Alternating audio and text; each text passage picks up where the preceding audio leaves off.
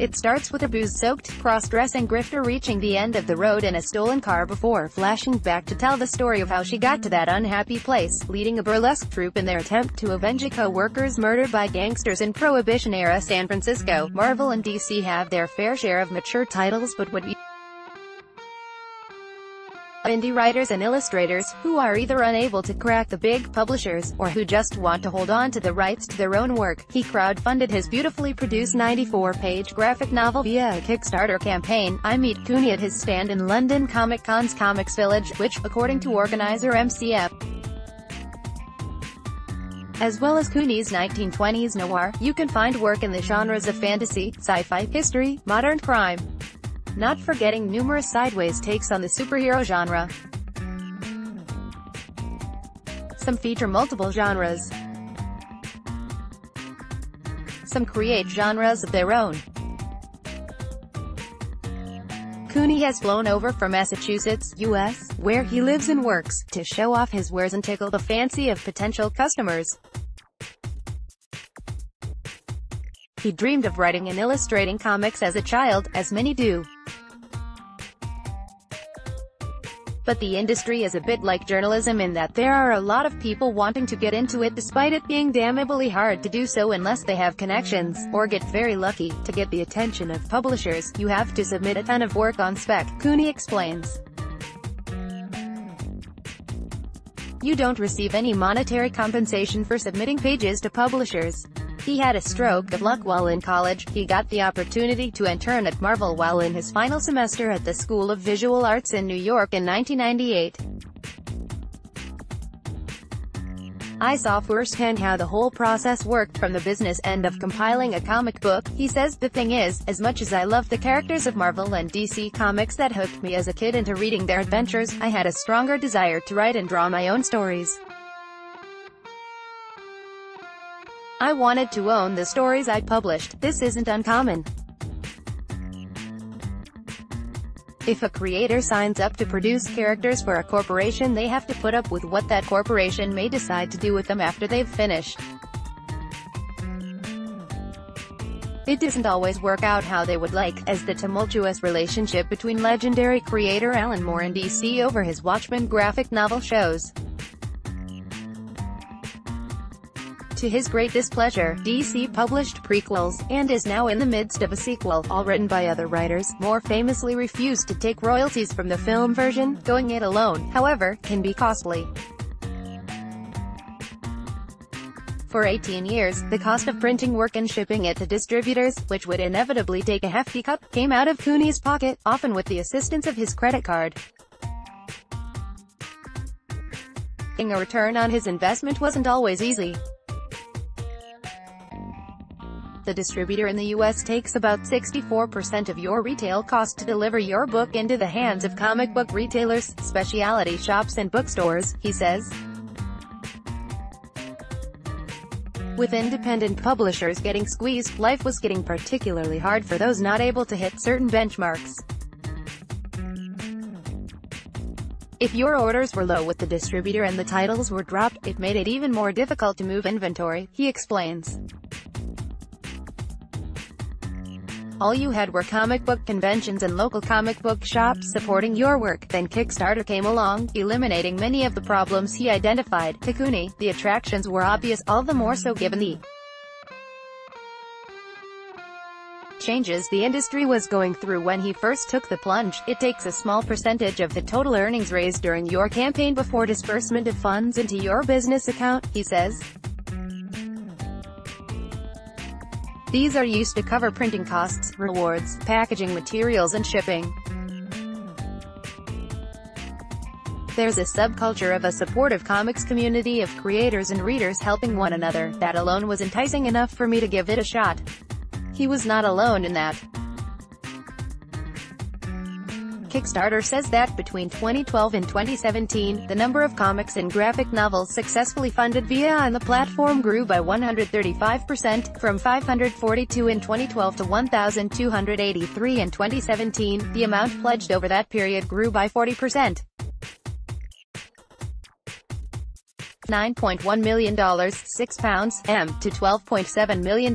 John Leland, Senior Director of Strategy and Insights, says this indicated a particular increase in small and moderate indie comic projects funding on the site after some larger creators in the community established the viability of the model early on. He also says that success rate has climbed from 47% to 64%.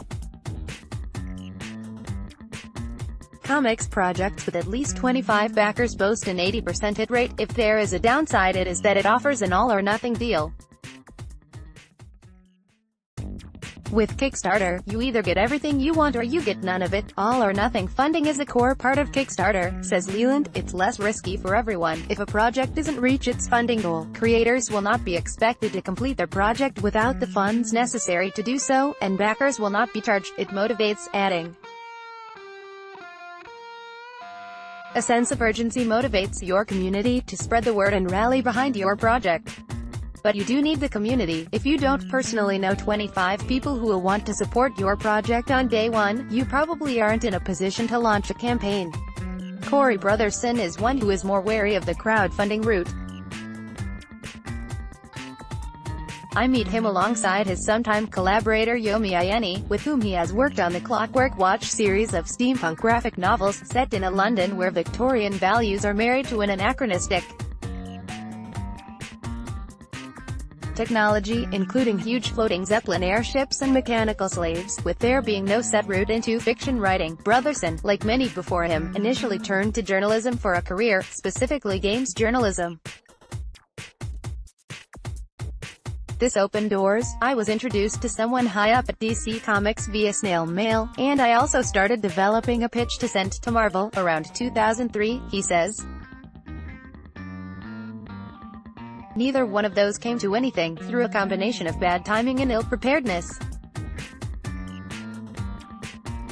The DC Comics contact left the company by the time I had anything ready to show, while the Marvel open submissions closed within days of me finishing my Silver Surfer and Sleepwalker pitches. Lesson learned, he set his sights on making sure he had stories to write that he could go about getting published.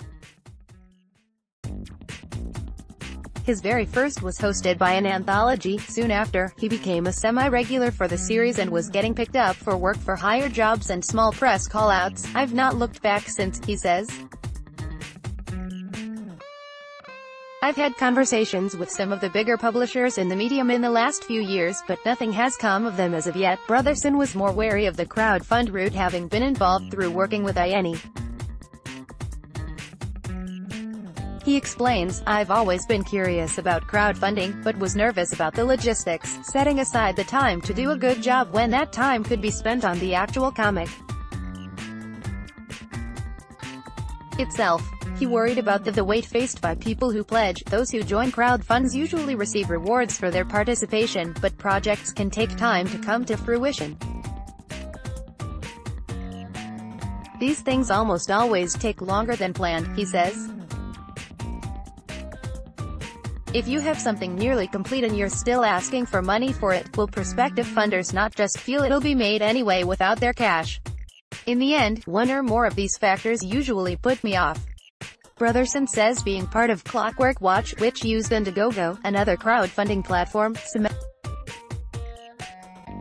gained a ton of traction, a fair bit of press due to the interactive nature of the storytelling, and put our names out there, but it was a massive emotional burn. The project went close to the wire in terms of reaching its goal in time.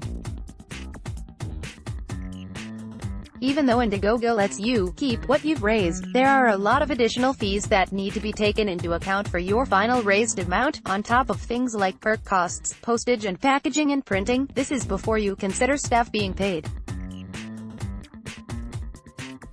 Yomi was stressed in constantly working on publicity to push us closer to our target, while work on the book continued and took up more time, and on top of that he was trying to get the pieces moving for the massive event that would launch the book. Any one of these things is difficult, but a crowdfunding campaign is exactly that, something that needs constant supervision, promotion and enthusiasm, even through everything else you're doing. It's all very exciting at the start, but eventually, you're tired and almost sick from promoting it, as our audience is from overexposure. You need to keep pushing, as it means you could reach that handful who could push you over the target. So it's a marathon, not a sprint, and marathons have a habit of leaving those who compete exhausted. Cooney also admits that crowdfunds can be tough. He says he felt like he had just completed a thesis for an MFA, Master of Fine Arts, during the preparations for his successful Tommy Gun Dolls campaign. Even so, he's leaning towards diving in a second, and perhaps a third, time. To complete the story of his Tommy Gun Dolls, he needs to publish 2 more books. The whole process is stressful, particularly when it goes live, he admits. There's always a part of me that has doubts that people will embrace my work. It's the same reservations I had back when I decided to create samples on spec to break into comics. Nonetheless, he says he was convinced of the worth of it. Brotherson, however, is likely to continue using his own resources to get books, such as his Magic of Myths, the story of a teacher transported to a magical realm where she... My work has been part of 3 successful crowdfunded campaigns now, and I do feel the itch every once in a while, especially as it would be nice to not worry about funding entire series out of my own pocket, but then I remember the negatives that come with it. It's easy to see the success stories and think you want a piece of that pie, but the work that comes with it adds to what is already a tiring and stressful endeavor. I work in the games industry full-time, and it's strewn with the corpses of failed campaigns for games that looked amazing. Regardless of the method of funding, the indie sector seems in vibrant health, at least if the Village is anything to go by. MCM Comic Con's event manager Josh Denham says the space allotted to the Village has grown by 20%, and we are committed to growing this area of our show to give this talent the exposure they deserve. One of the aims of the team is to provide a space for people to celebrate and work with independent markets, including creators, online influencers, indie artists, independent comic authors, etc., he adds. We make it a priority to offer an environment where these individuals and companies can elevate their presence and grow their business in. The pop culture world might be dominated by big-budget superhero movies and TV shows, but he says audience feedback shows the desire for something different is strong. As such, there has been an effort made to feature independent creators and companies in the panel sessions, which are a highlight of the event for many of those that attend. We have noted that more and more visitors are on the lookout for less mainstream comic artists and authors, as they are interested in exclusive artwork they can't find anywhere else, Denham says. Without the presence of independent business and talent at our event, we wouldn't be where we are today, whether funded by the crowd or just by credit card. That's good news for those who value the creativity and innovation that goes on outside the confines of the industry's giants. More about Long Reads Comic-Con Comics, comic books, Marvel reuse content.